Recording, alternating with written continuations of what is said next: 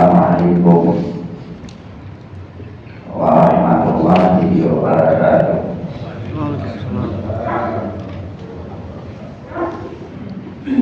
Walhamdulillahi hamdan katsiran thayyiban mubarakan fihi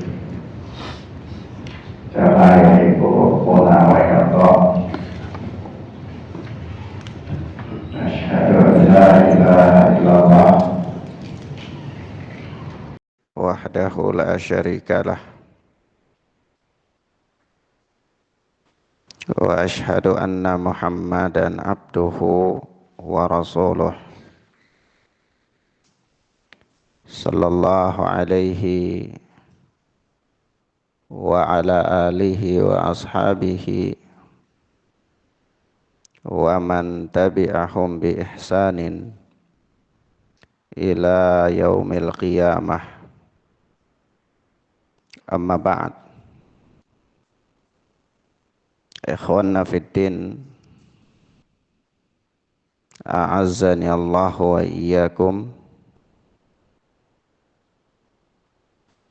Kita masih dengan kitab kita Syarhus Sunnah oleh Al-Imam Abu Muhammad Al-Barbahari rahimana wa rahimahullah. Selanjutnya berkata Al-Imam Al-Barbahari,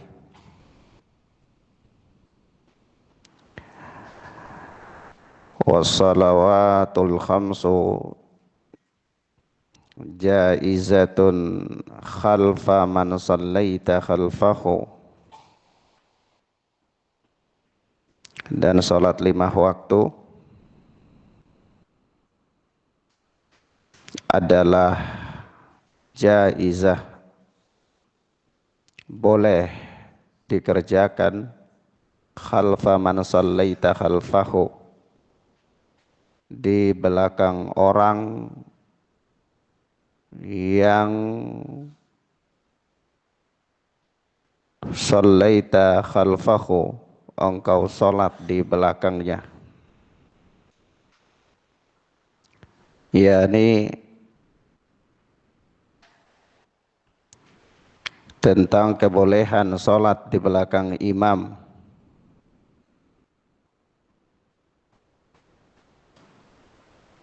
yang layak menjadi imam,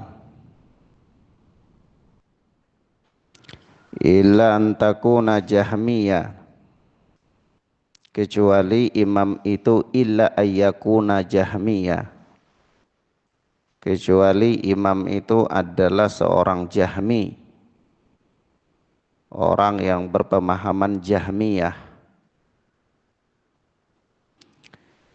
Fa innahu mu'attil, karena jahmiyah itu adalah mu'attilah, orang-orang yang meniadakan nama-nama dan sifat-sifat Allah. Wa in sallaita khalfahu fa'a'id salatak, dan jika engkau salat di belakang imam yang berpaham jahmiyah, maka ulanglah salatmu, ulangilah salatmu. Wa in kana imamuka yaumal jum'ati jahmiyah wa huwa sultan fasalli khalfahu, dan jika imam salat Jumatmu itu adalah seorang jahmiyah, seorang yang berpemahaman jahmiyah, sementara dia juga adalah sultan, pemimpin, penguasa, fasalli khalfahu, maka salatlah di belakang dia. Wa a'id salataka, setelah itu ulangilah salatmu.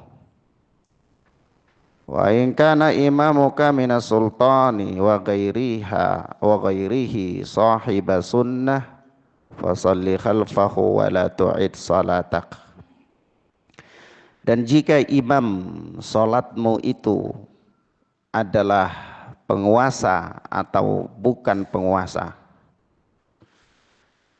namun dia adalah ahlu sunnah, fasalli khalfahu, maka sholatlah di belakang dia, wala tu'id salatak, dan janganlah engkau mengulangi sholatmu. Ini sholatmu di belakangnya itu sah dan tidak perlu diulang. Ikhwan wa akhwat rahimani wa rahimakumullah,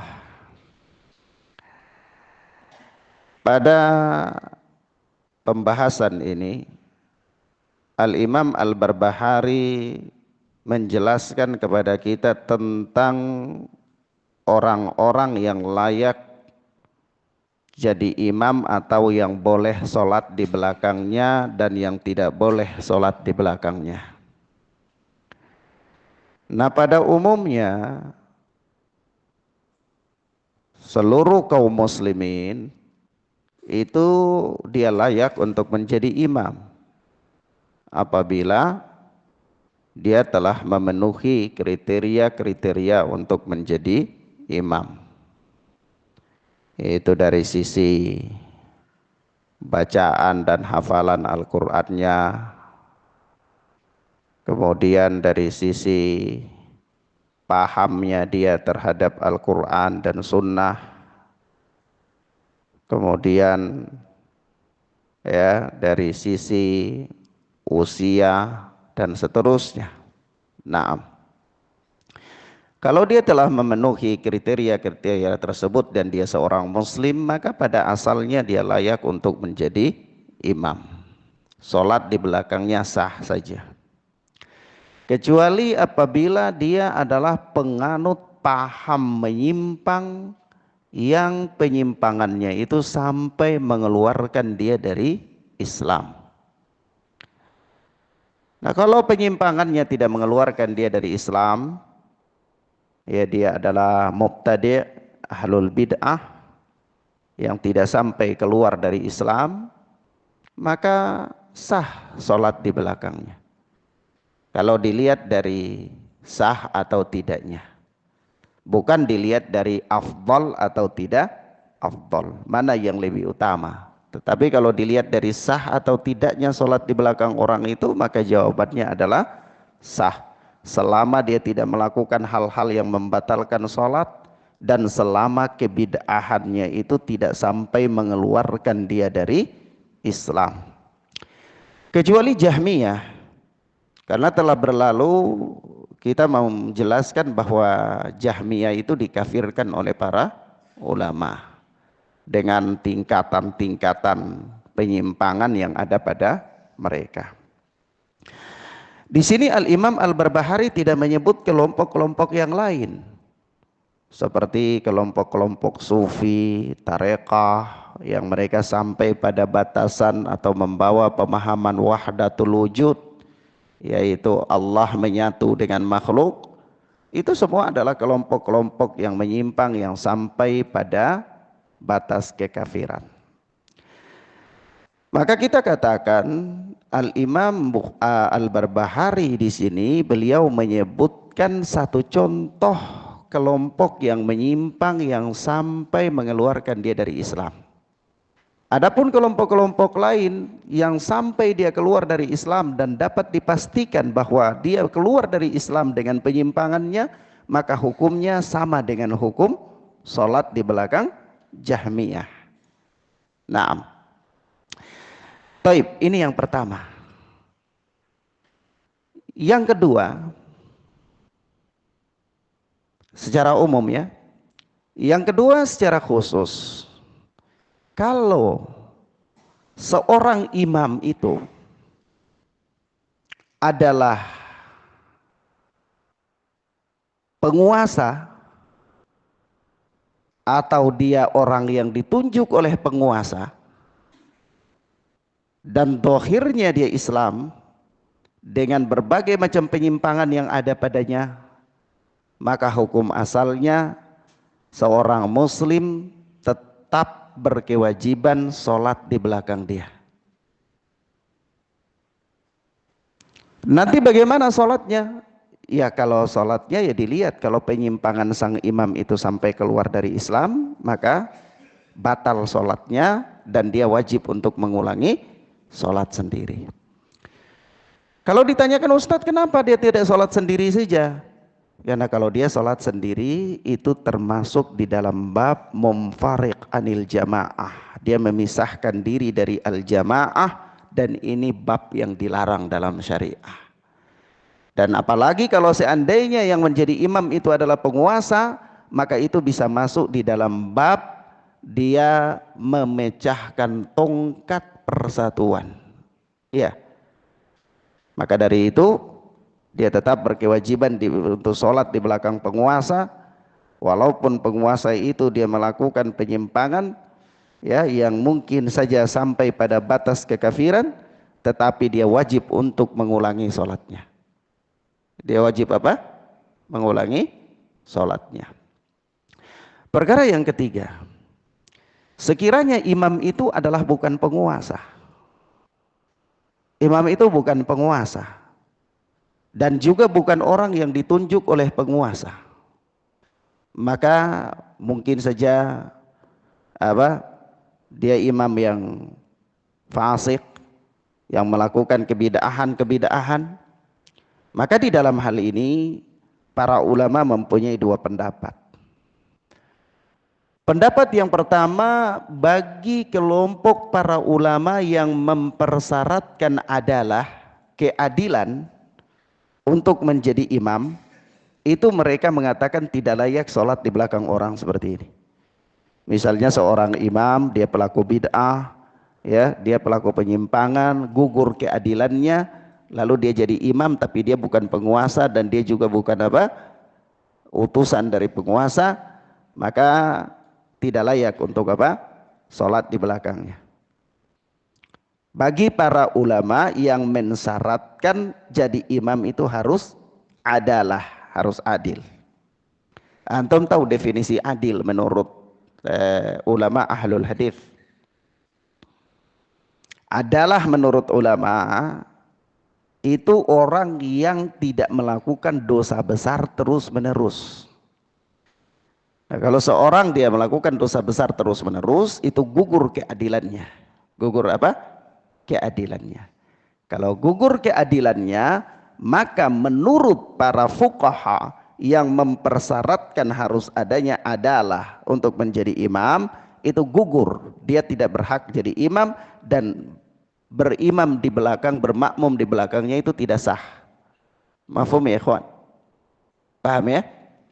Sebab itu kalau antum baca sejarah perkembangan Islam di tahun 600-an, itu antum dapati ya 500 sampai 600-an itu antum dapati di Makkah Al-Mukarramah itu terjadi satu sholat itu 4 jamaah. Kenapa 4 jamaah? Malikiyah dengan imamnya sendiri, Hambaliyah dengan imamnya sendiri, Syafi'iyah dengan imamnya sendiri, Ahnaf atau Hanafiyah dengan imamnya sendiri. Masing-masing pengikut madhab tidak mau sholat di belakang madhab yang lain. Alasannya apa? Alasannya sederhana saja. Apa alasan sederhana? Orang-orang Hanafiyah mengatakan tidak boleh sholat di belakang Hambali. Kenapa? Karena bisa jadi orang-orang Hambali ini ada kemungkinan mereka sholat tanpa wudu atau sholat dengan wudu yang tidak sah. Kenapa bisa sholat dengan wudu yang tidak sah? Kemungkinan mereka baru selesai makan unta. Ya. Sementara menurut sebahagian mereka, orang Malikiyah, bahwa makan unta itu tidak membatalkan wudu.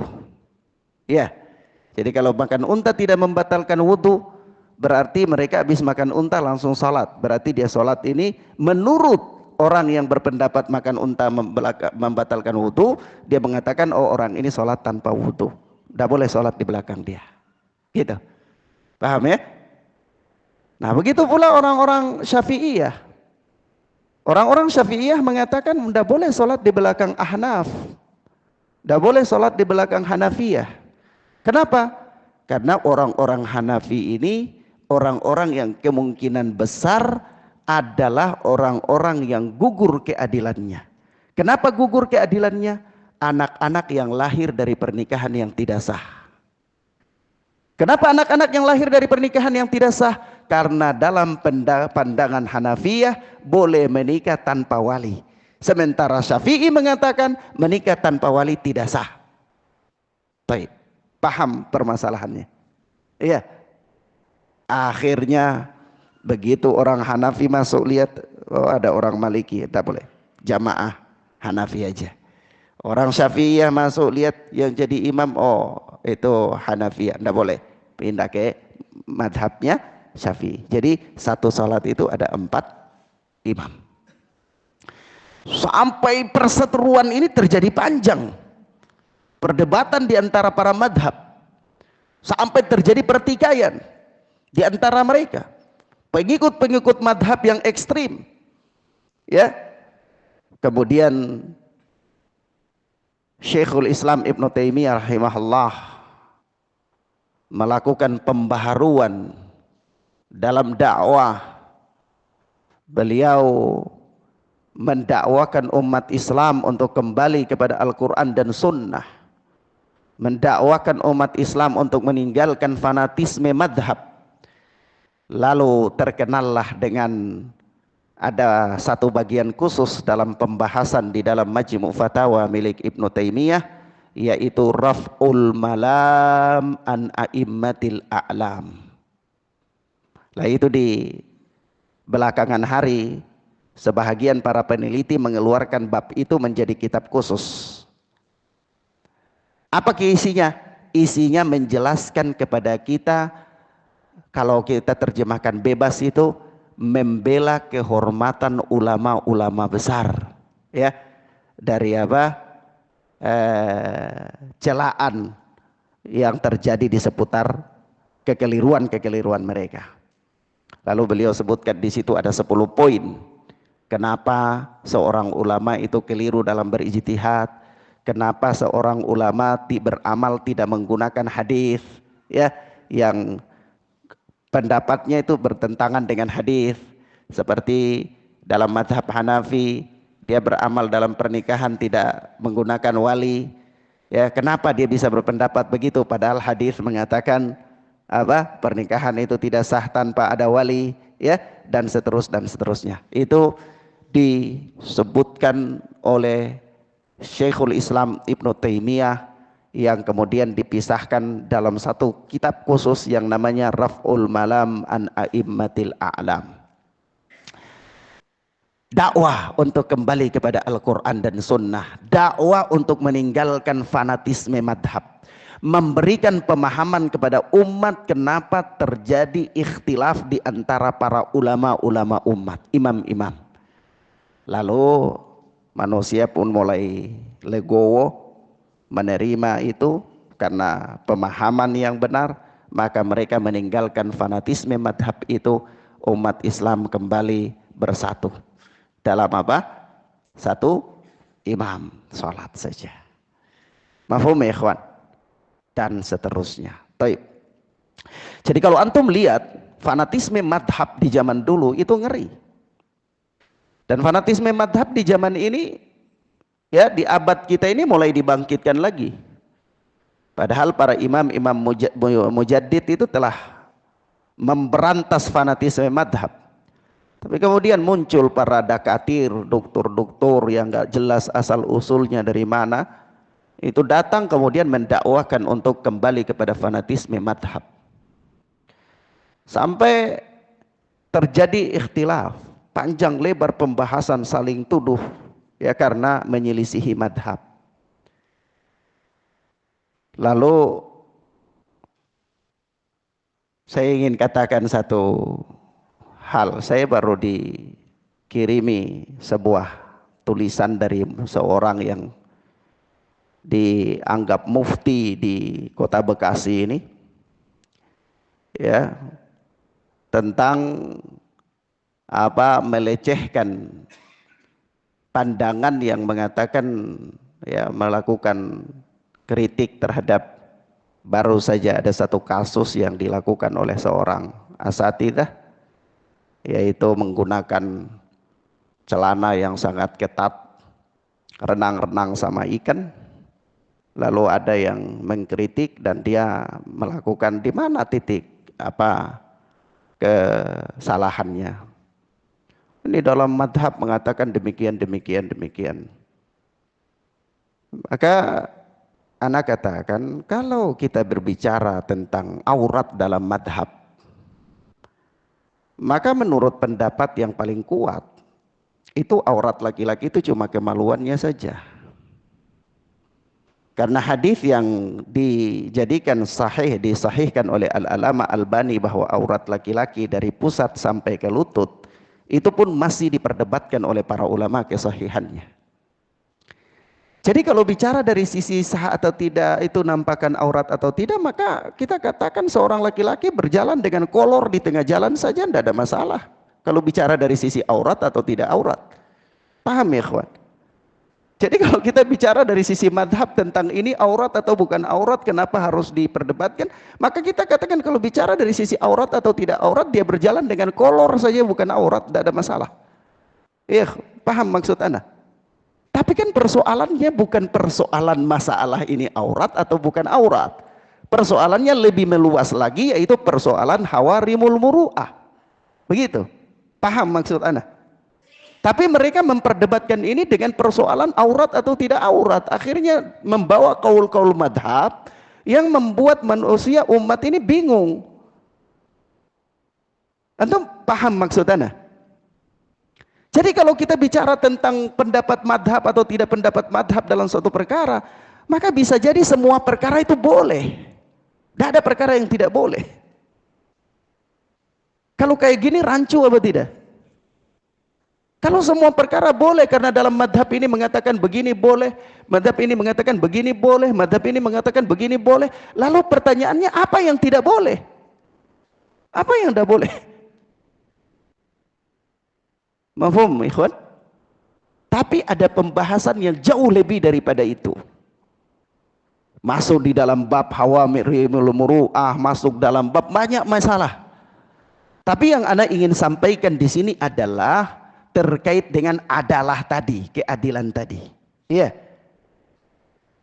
Kalau antum masih ingat pelajaran kita di Al-Mu'taqadus Sahih, itu ana pernah menyebutkan tahdiran seorang imam yang tidak mau menerima hadis dari imam yang hanya naik kuda, karena kuda itu kuda tumpangan barang. Iya. Tapi kalau kita lihat dari sisi pandangan fikih, apa salahnya? Tidak ada masalah kok orang naik kuda, ditahdir nggak mau diterima hadisnya, ngapain? Wah ini salah pikir ini, gitu. Ini mainnya terlalu dekat, belum jauh.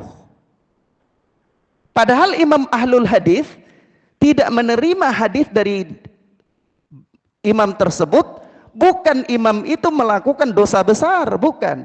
Hanya dia mengendarai kuda yang kuda itu dikhususkan untuk ngangkut barang, dianggap aib, dianggap hawarimul muru'ah, hadisnya nggak mau diambil. Kalau dilihat dari pandangan fikih, ini keterlaluan apa enggak? Hah? Keterlaluan. Tapi bukan itu kan pembahasannya. Mafhum ya ikhwan? Karena ini bukan persoalan boleh atau tidak boleh, halal atau tidak halal, aurat atau bukan aurat, atau yang semisalnya.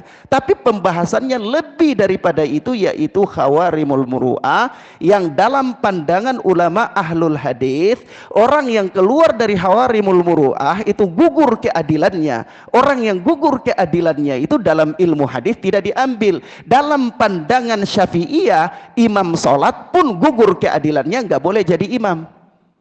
Itu masalah. Anda bisa cerna maksud Anda? Ikhwan, bisa paham? Jangan sampai antum salah paham, ini bahasan yang penting soalnya. Oleh sebab itu tadi Anda singgung bahwa di tahun-tahun 500-600 Hijriah itu orang-orang Syafi'iyah nggak mau sholat di belakang orang-orang Hanafiyah. Kenapa? Karena mereka mempersyaratkan keadilan. Mempersyaratkan keadilan bagi mereka, anak-anak yang lahir tanpa nikah itu gugur keadilannya. Tanpa nikah yang sah itu gugur keadilannya, tidak layak jadi imam. Sementara orang-orang Hanafiyah itu berpendapat nikah tanpa wali itu sah. Lah Syafi'iyah mengatakan itu tidak sah. Berarti Syafi'iyah mengatakan ada kemungkinan orang-orang Hanafi itu orang-orang yang menikah tanpa wali. Urut punya urut itu berarti orang-orang yang pernikahannya tidak sah dalam pandangan Syafi'iyah. Kalau tidak sah dalam pandangan Syafi'iyah yang mempersyaratkan keadilan untuk menjadi imam, itu gugur tidak keadilannya? Gugur, begitu maksud ana. Paham ya ikhwan? Sampai di sini antum paham ya? Taib. Itu yang pertama. Yang kedua, barisan para ulama yang tidak mempersyaratkan keadilan. Tidak mempersyaratkan keadilan. Mereka mengatakan seberapa besar pun penyimpangan dia, ya, terjatuhnya dia di dalam dosa-dosa, sampai kalau dia belum keluar dari Islam, tidak ada masalah. Tetap sholat di belakang dia sah. Paham ya? Mafhum ya? Taib. Jadi dalam masalah ini ada tiga. Dalam masalah sholat di belakang seorang imam itu ada tiga masalah. Masalah yang pertama, apabila imam itu penguasa. Kalau dia penguasa, dia telah melakukan kebid'ahan yang sampai mengeluarkan dia dari Islam, wajib tetap sholat di belakang dia, tapi mengulangi sholat. Karena tidak sah. Paham ya? Tapi kalau dia bukan penguasa, ada dua hal. Kalau dia bukan penguasa, maka bagi para ulama yang mempersyaratkan keadilan, lalu kalau imam itu adalah orang yang gugur keadilannya, maka tidak sah salat di belakang dia. Tapi bagi para ulama yang tidak mensyaratkan keadilan adalah, maka mereka mengatakan sah salat di belakang dia selama kebid'ahannya itu tidak sampai membawa dia kepada kekafiran. Taib. Inti masalahnya paham? Mafhum ya ikhwan? Taib. Kalau itu tentang sah atau tidak sah. Tapi kalau di dalam bab afdoliyah, mana yang afdol, mana yang lebih utama, maka tentu jawabannya yang lebih utama adalah sholat di belakang imam ahlus sunnati wal jamaah as-salafiyah. Kenapa? Al-iqtisadu fi sunnati khairun minal ijtihadi fi bid'ah. Sederhana dalam sunnah itu lebih baik daripada berbanyak-banyak di dalam bid'ah. Jadi kalau ada dua masjid, imamnya ahlus sunnah, imamnya awam, antum tidak ada hajat di masjid yang imamnya awam, kembali kepada masjid yang imamnya adalah ahlus sunnah as-salafi. Nah, mafhum? Begitu juga kalau ada wanita antum mau nikahi, ada wanita salafiyah, ada wanita bukan salafiyah, hajatnya antum nikah yang mana? Salafiyah. Jangan karena dia pemahaman menyimpang tapi cantik, antum nikah karena cantik. Ya, nanti bisa ikut menyimpang sama dia. Ya. Baik. Sampai di sini mafhum ya ikhwan?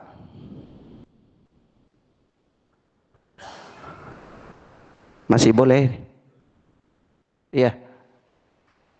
Selanjutnya berkata Al-Imam Al-Barbahari rahimana wa rahimahullah. Wal imanu bi anna Abu Bakrin wa Umar rahmatullahi alaihima fi hujrati Aisyah ma'a Rasulillah sallallahu alaihi wasallam. Qad dufina hunalika ma'ahu fa idza ataital qabra fattaslimu alaihima ba'da Rasulillah sallallahu alaihi wasallam wajibun. Dan kita beriman bahwa Abu Bakar dan Umar rahmatullah alaihima itu dimakamkan di kamar Aisyah bersama Rasulullah sallallahu alaihi wasallam. Fa idza ataital qabra, apabila engkau mendatangi kuburan Rasulullah, fattaslimu alaihima ba'da Rasulillah sallallahu alaihi wasallam wajibun. Maka sampaikanlah salam kepada keduanya setelah engkau menyampaikan salam kepada Rasulullah, dan itu adalah sebuah kewajiban. Naam. Ikhwan, a'azzani Allah wa iyyakum. Ya, kita mengimani bahwa Abu Bakar dan Umar radhiyallahu taala anhuma itu dimakamkan bersama Rasulullah sallallahu alaihi wasallam di kamarnya Aisyah radhiyallahu taala anha. Pada waktu Rasulullah wafat, itu para sahabat kebingungan di mana mereka mau menguburkan Rasulullah. Apakah di Baqi atau apakah di tempat beliau meninggal itu. Akhirnya mereka diskusi panjang, maka sampailah kepada mereka hadis Nabi sallallahu alaihi wasallam bahwa annan nabiyya yudfanu haitsu yamut, bahwa nabi itu kalau mereka wafat dimakamkan di tempat di mana mereka wafat. Maka sahabat memutuskan untuk memakamkan Nabi di tempat beliau wafat, yaitu di kamar Aisyah, di bawah tempat tidurnya Aisyah radhiyallahu taala anha. Karena Rasulullah waktu itu jatuh sakit di rumahnya Aisyah radhiyallahu taala anha. Kemudian Abu Bakar dimakamkan juga di situ. Dan ketika Umar bin Khattab radhiyallahu taala hendak wafat, itu beliau mengirim pesan kepada Aisyah supaya kalau boleh beliau dikuburkan juga di sisi kuburan Rasulullah dan Abu Bakar As-Siddiq. Maka Aisyah pun mengizinkan hal itu. Padahal di dalam sebagian riwayat dikatakan Aisyah ketika itu sudah bertekad bahwa nanti tempat itu adalah menjadi tempat kuburan bagi dia, supaya bersama Rasulullah suaminya dan bersama bapaknya Abu Bakar As-Siddiq. Tapi karena permintaan Amirul Mukminin Umar Ibn Khattab nggak bisa ditolak oleh Aisyah. Ya udahlah, biar ngalah. Akhirnya Umar bin Khattab dimakamkan di situ dan Aisyah radhiyallahu taala anha dimakamkan di Baqi. Nah, ikhwan, pentingnya kita memahami hal ini adalah agar kita tahu bahwa Abu Bakar dan Umar itu setelah mereka Islam, itu mereka selalu menemani Nabi Sallallahu Alaihi Wasallam ketika hidup sampai wafat mereka. Di kuburan saja mereka dikuburkan bersama, yakni satu tempat. Sebagai suatu kemuliaan bagi mereka dan membantah orang-orang Syiah Rafidhah yang melaknat mereka, mengkafirkan mereka dan seterusnya. Yang berikut, kita mendatangi ziarah kuburan Nabi, kita ziarah Masjid Nabawi. Setelah selesai sholat, datangilah kuburan Nabi, sampaikan salam kepada Nabi, bergeser sedikit, sampaikan salam kepada Abu Bakar, bergeser lagi, sampaikan salam kepada Umar Ibn Khattab radhiyallahu taala anhum. Ini disyariatkan, satu. Yang kedua, disyariatkan juga untuk mendatangi kuburan Nabi, Abu Bakar dan Umar, memberikan salam kepada mereka, yaitu ketika kembali dari safar, baik bagi orang yang berada di kota Madinah maupun orang yang berada di luar kota Madinah. Kalau dia pulang dari perjalanan sehingga di Masjid Nabawi lebih duluan, maka dia datangi kuburan, dia sampaikan salam, dia ziarah ke kuburan Nabi, Abu Bakar dan Umar. Pertanyaan, apakah setiap masuk Masjid Nabawi boleh datang berziarah ke kuburan? Jawabnya tidak. Jawabnya tidak. Kenapa tidak boleh? Karena hal ini bisa membawa kepada menjadikan kuburan itu sebagai id, sebagai tempat id, lebaran.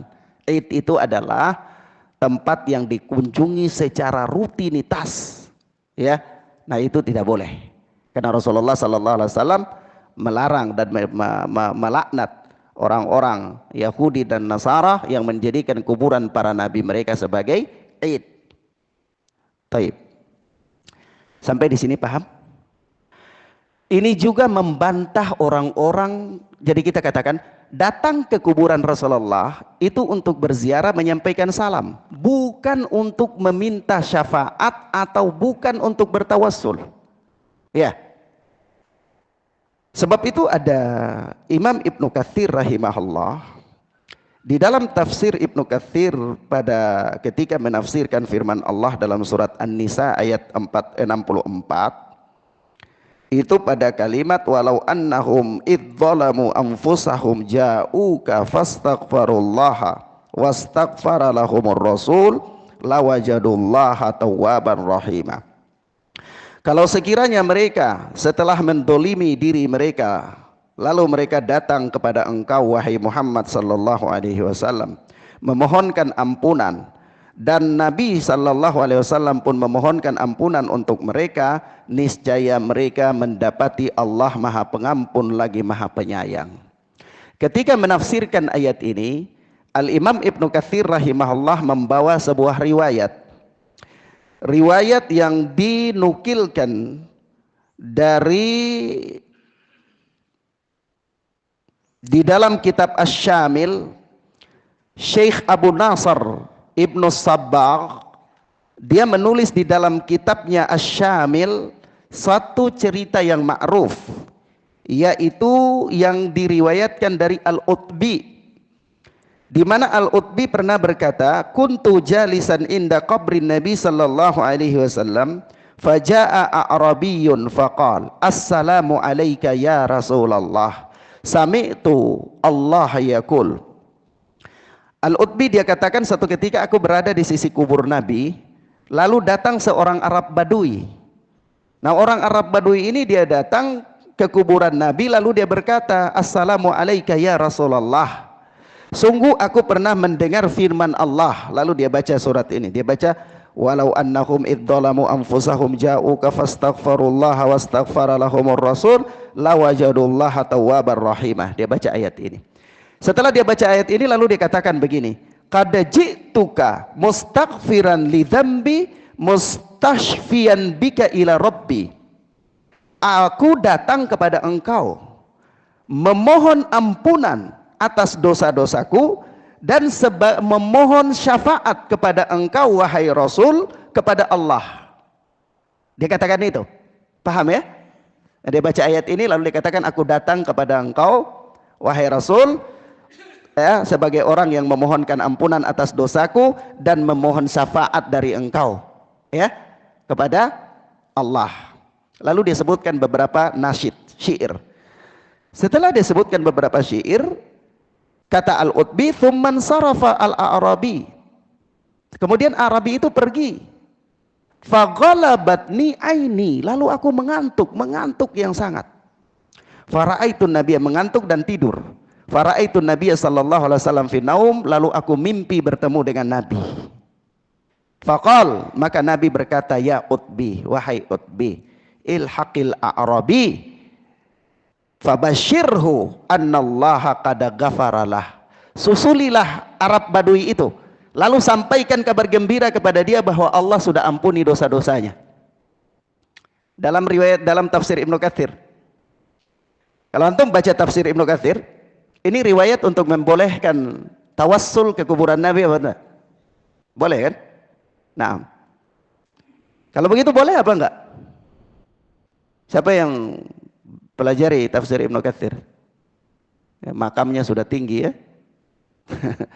Nah, riwayat ini riwayat yang mungkar. Al-Imam Ibnu Katsir tidak menyebutkan derajatnya di sini. Al-Imam Ibnu Katsir tidak menyebutkan derajatnya di sini, tetapi derajat hadis ini dikatakan oleh para muhakkik adalah hadis ya atsar yang mungkar. Nah, atsar yang mungkar maka tidak bisa beramal dengannya. Tetapi orang-orang sufi, orang-orang tarekah itu mereka membawa atsar ini untuk membolehkan bertawassul ke kuburan Nabi sallallahu alaihi wasallam. Maka kita katakan ini tidak dapat dijadikan hujjah karena riwayatnya mungkar. Ya, mafhum ya ikhwan? Paham ya? Baik. Jadi datangi kuburan Nabi itu untuk apa saja? Salam aja sudah, ziarah, salam, selesai. Iya, tidak boleh bertawassul, memohonkan ampunan ya, kepada dua sahabat, ya sudah sebatas itu. Nah, adapun bertawassul adalah perkara yang diharamkan. Baik. Ilahuna ya ikhwan, naktafi bihadzal dars, kita cukupkan sampai di sini. Ya, mudah-mudahan bermanfaat bagi kita insyaallah taala. Wassallallahu ala nabiyina Muhammad wa ala alihi washabbihi wasallam. Subhanakallahumma bihamdika asyhadu an la ilaha illa anta astaghfiruka wa atubu ilaik. Wassalamualaikum warahmatullahi wabarakatuh.